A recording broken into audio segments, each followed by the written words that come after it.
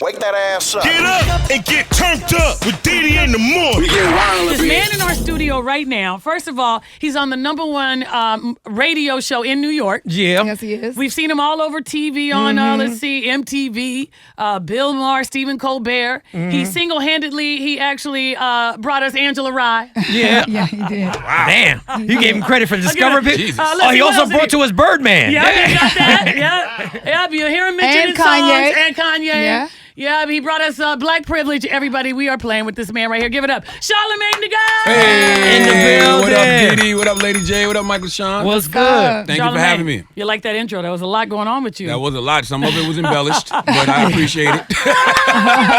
I'll take it. Take it. I know it, right? So wait, you are a huge success now. Damn. You guess. come in smelling like money now. I mean, I'm doing okay in life. God has been good to me. You know Right. what I mean? Like every day above ground is a blessing. Yep. My mom would always tell me, just be happy that you're making a living.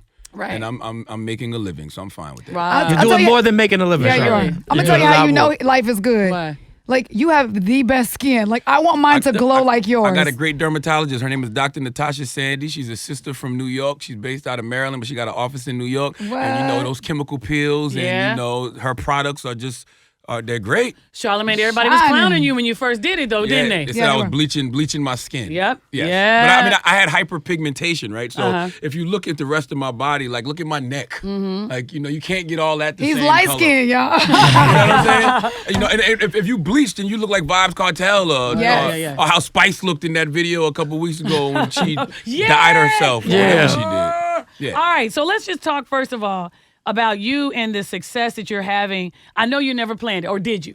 Did you plan it? I mean, I always said that I wanted to be one of the biggest multimedia personalities in the country. Right. You know what I mean? We all share a mutual friend in my man Big G, you know, George Cook. So it's just like for me, it was when he first gave me my first job in radio as a nighttime personality, he said, I want you to treat the nights like it's a morning show. So he was preparing me for the future, whether I knew it or not. But I did say when I was doing overnights, you know, back in the day that, one day I want to be one of the biggest multimedia personalities on the planet. I used to listen Speak to, it. you know, Doug Banks and DeDe, you know, rest in peace to Doug Banks. I used to listen to Howard Stern. I'd listen to Tom Joyner. I'd be watching Angie Martinez online, Big Tigger, and I'd be like, if I do this, I want to be on that level. I want to do what they're doing. So yes, I guess I did put it out there in the universe. Yeah, you did. Okay, so now let's talk about how you're the big time DJ. You guys are dominating in New York. You're syndicated and everything else, and then. You changed though. I will be honest with you because you Good. came on, which is good, right? Yeah, you had to change. Yeah, I read but- the first Yeah. book. Okay.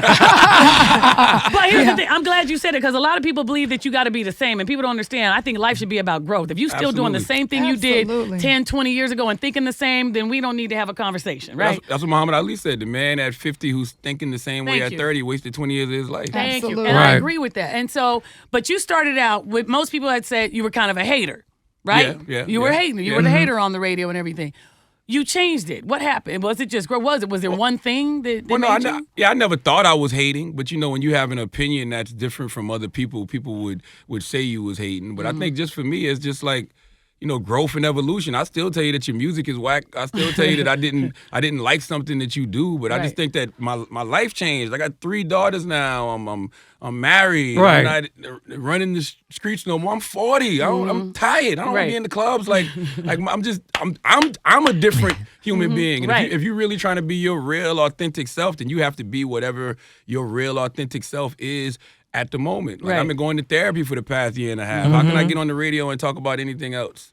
Right, You know right. what I'm Let 'em know. saying? Which is interesting because it took me a while to finally say on the radio that I was going to counseling, or therapy, whatever you want to call it, because it's so frowned upon in our community. That's why I'm glad that you were open about talking about it, and then you wrote this book about it, Yeah. Shook One, right? Yeah, it shook one. I mean, for me, listen, I've said a lot of things on the radio that are frowned upon by the community. So why would I be afraid to talk about something like therapy? You know Right. what I'm saying? If back in the day I could talk about sucking farts out of girls' butts. All right. And all Right. kind of other That's- stuff. That was in the book. That was in the first book.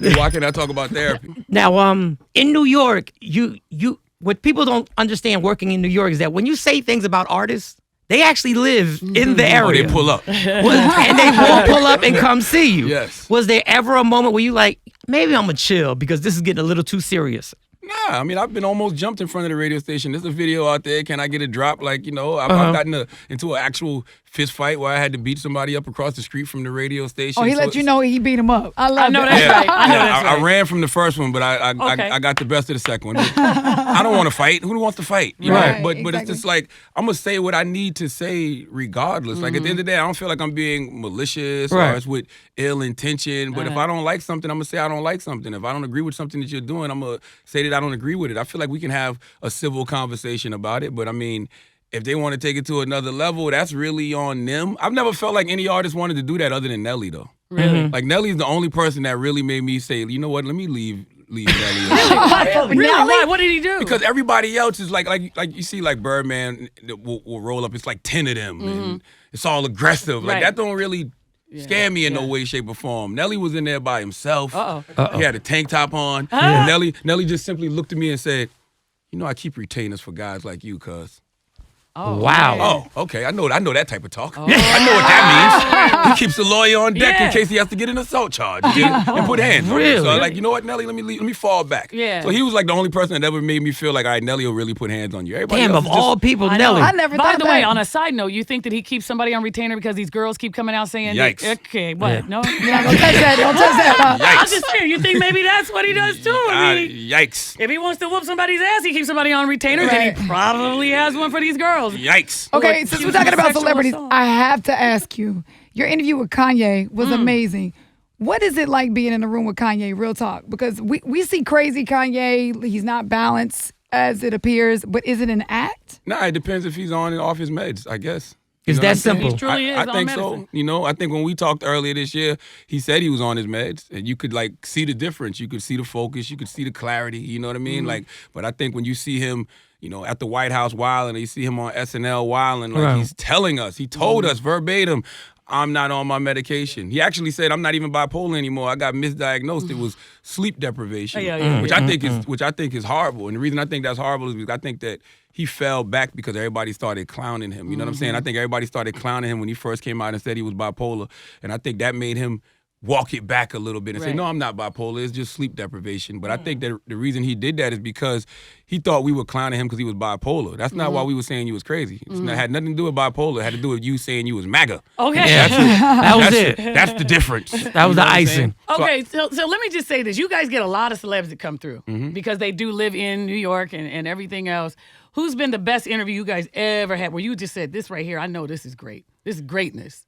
I mean, there's so many of those, man. I mean, just when I think off the top of my head, I think of somebody like Tiffany Haddish early last year before Girls Trip and everything. Like you could hear that when she's in there, like, okay, this is It's a gonna special happen for one. her. Oh, absolutely. She's special. Okay. 100%. The worst one when y'all be like, I don't want to interview him. I'm going to do it again. Oh, it's a never bunch again. of those. You got early Migos interviews when they first came in the game. That's Jade Squad. I love the Migos too, but when they first came in the game, they were not ready to do interviews. Like they did not want to be there. Like they were young kids, and like the internet raises them a little bit more socially awkward than everybody else. Like they don't want to talk. They're not even looking at you. Like they saying one or two words. Like all of those guys are like that. Though Chief Keef was like that when he first came to the radio. I mean, like all of those new artists are usually like that. And it's like, I'm not, what's the point of this? Yeah, you were like- why am I here? Right? You know what I'm saying? But I mean, but you see the evolution. Yeah. Like literally I think we've done like 6 or 7 interviews with the Migos in our time on the Breakfast Club. We've only aired 1, and that was this year. Really? Literally, Snap. we aired Really? 1, Okay. and that was this year. Oh, okay. So you really go hard on people's albums and this and that and who's doing what and for the culture. Are you a fan of Migos and their music? Yes, I do like the Migos. Okay. Who's had the best album you think this year? The best? Rap album? Uh-huh. Nipsey Hussle, Victory Lap. Wow, wouldn't What even was have thought slept that. on, for sure. Not even a debate. Nipsey Hussle, Victory Lap is the best rap album of the year to me. So Cardi B getting, I guess, best rap album for Time or whatever. Well, I can see why Time does that because Time is a mainstream publication and Cardi has become a mainstream artist. Cardi album was great. Like if I had to pick a top 5, top 6, I'd probably throw Cardi in there as one Yep. of my favorite Who- projects who of the else year. then? Nipsey Hussle, Victory Lap, Cardi B, Invasion of Privacy. I really liked Royce the 5'9", Booker Ryan, Pusha T, Daytona was a really great project. I got a couple artists that people may not even rock with like that. Trans Lee had an album called Freedom Summer. He's one of T.I.'s artists. I thought he had a really great project. And I gotta go out there and say City Girls, period. Yeah. I'm only naming stuff that I actually thoroughly enjoyed. Really? I'm not saying that they were the best projects. I'm just saying these are the projects that I thoroughly enjoyed. Right. But your opinion, did you ever think your opinion on hip hop would be this valuable now? Because No. like MCs, Eminem Yeah, caught really. feelings. Yeah. Yeah, M really caught feelings when you didn't appreciate the last album. Which is weird to me because it's like we live in this age of transparency where everybody's got social media, so Yeah. you can see what people are saying about Right. you. I was not the only person saying Revival was whack. Eminem.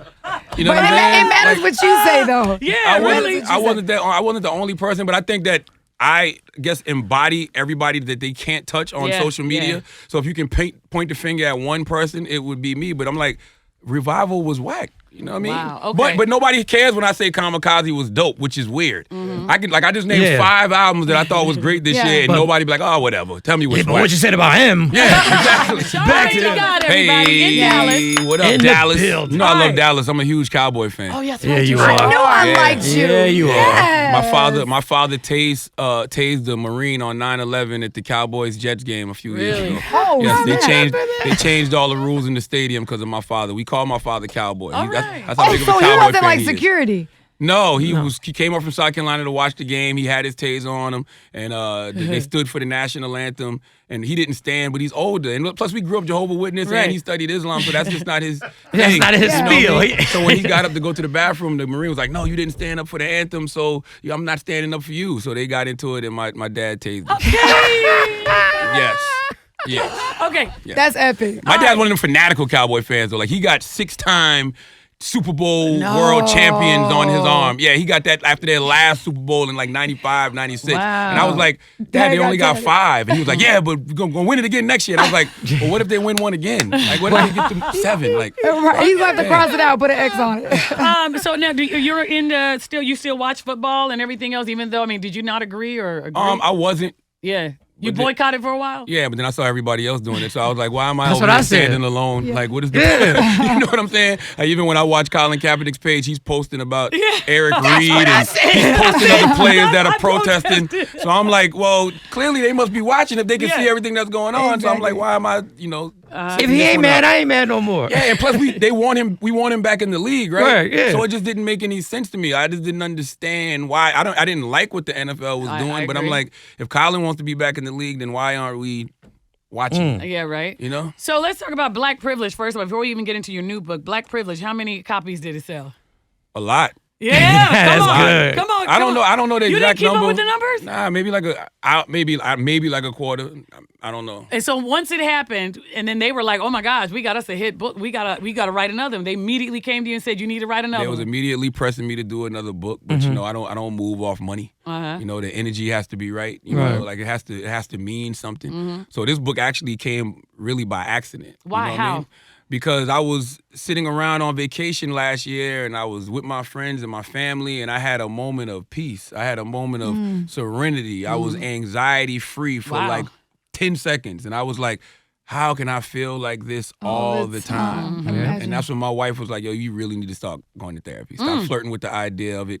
You know, stop talking about wanting to go. Won't you actually go? So I started to go. And when I started to go to therapy, I was just keeping a journal of like everything that gave me anxiety now and things that historically gave me anxiety. And then you start getting to the root of your PTSD and trauma from things that happened to you when I was younger.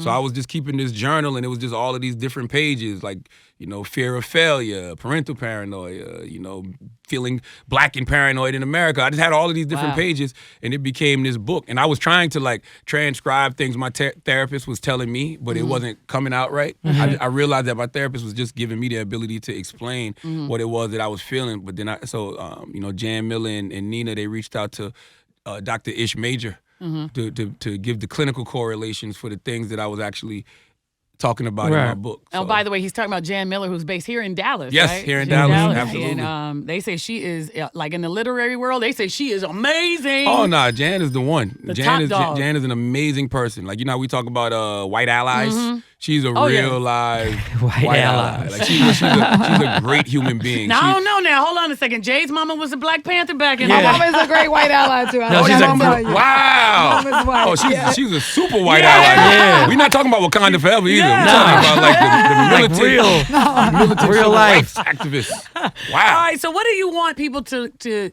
learn or get from your book, Shook One? Anxiety playing tricks on me. Well, it's interesting because I never knew anxiety was even considered a mental health issue until I started going to therapy. Yeah. I just thought anxiety was anxiety. Right. I didn't know PTSD was considered a mental health issue. So it's just like when I put this book together, everybody's like, oh, this is a book about mental health. A black man talking about going to therapy and dealing with his anxiety. Like, I can't believe this. And I didn't know it was such a big deal. It's not like I'm talking about capturing Sasquatch or anything. Like, these are things that we deal with. So for me, I just want people to know that it's okay to get help. Like, we live in this society where everybody worries about what they put into their body. Everything is diet this and diet that. I don't even know what was, had gluten in it for it to be free now. But now everybody's all gluten-free, everything. So it's just like, you got to treat your mind the same exact way. We go to the gym 2-3 times a week. Why don't we take that same, why don't we do our brain the same exact way? Like, it makes no sense to me. So I just want people to know that it's okay to get help. And like, you can always constantly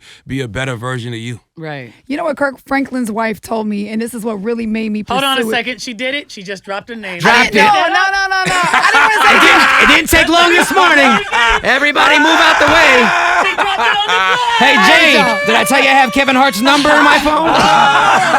She dropped it. Okay. Hey, I'm gonna be honest with y'all. I might steal that one. I'm not one of these guys that's gonna come to your radio show and hear something and then you hear it later. I'm gonna tell you. I might take that. I'm jacking that now. That's great. I got that from the Great Dub Bank. Charlamagne didn't take it too far. When I was with Martin. What? Martin Luther? Let me break. She dropped it. Okay, so a friend of mine. Okay. See, I wouldn't care if I just had a friend of mine. You know what I'm saying? But yeah, I can't stand y'all.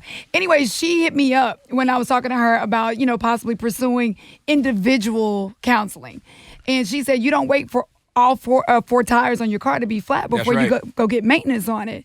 And it hit me right there. I'm like, why am I going to wait till I completely break down? Because I could feel myself breaking. I could feel the anxiety. I could feel the stress.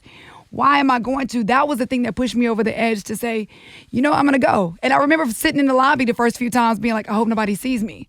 Now it doesn't matter because I feel like, as you do, we can tell people it is okay and normalize it, I guess. Now, you see, that was amazing. We didn't need the Kirk Franklin in the beginning. That story on its own was inspiring. That's the biggest star I know, okay? It's Kirk Franklin. Sonny, I was in the cypher with Biggie Smalls, right? Oh my God. Make sure you pick up the book. It's called Shook One. Yes. Anxiety playing tricks on me. Charlamagne the God, everybody. DeDe, thank you for having me. Thank you, Mike and Sean. Thank you, Lady J. Get up and get turned up with DeDe in the morning. We get wild a bit.